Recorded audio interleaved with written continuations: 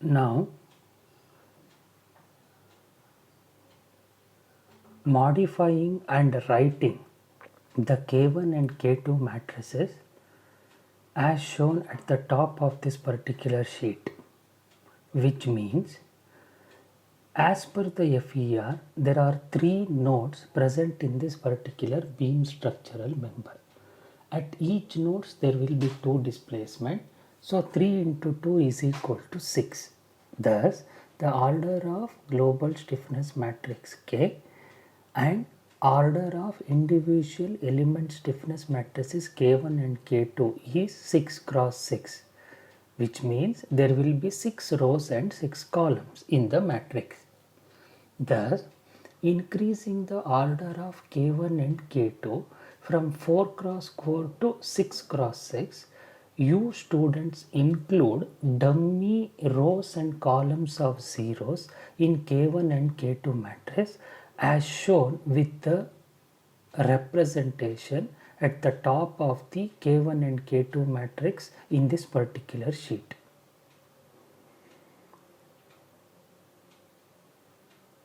In simplicity and with more clarity,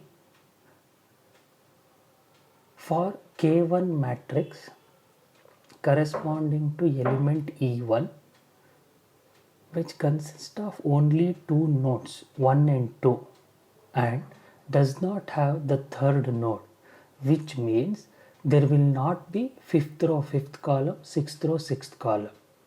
Other meaning of just said sentence is you include dummy zeros along the 5th row 5th column, 6th row 6th column of K1 matrix. This has been shown with the zeros written in red color along 5th row 5th column and 6th row 6th column.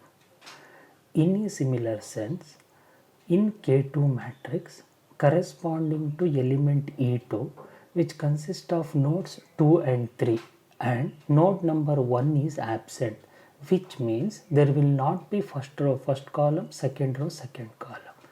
Other meaning of my just said sentence is you include zeros along first row first column, second row second column as shown with the numbers written in red color in K2 matrix along first row first column and second row second column. Remaining places of K1 and K2 matrix, you fill it with the same numbers what has been already written in the previous sheet, that is 12 4 6 6, 12 4 minus 6 minus 6, 12 minus 12 2 6 minus 6 minus 12 2 minus 6 plus 6. Same number you written in third row third column, fourth row fourth column, fifth row fifth column and sixth row sixth column of K2 matrix as shown very clearly in the second matrix at the top of this particular sheet. Now you add all the numbers present along the respective locations of K1 and K2 matrices to get the final expression for global stiffness matrix capital letter K, which is given as shown in the middle portion of this particular sheet.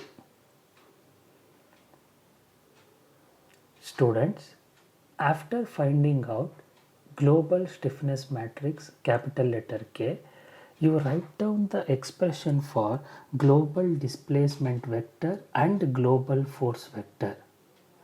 For this particular problem, the global displacement vector is given by capital letter Q equals Q1, Q2, Q3, Q4, Q5, Q6.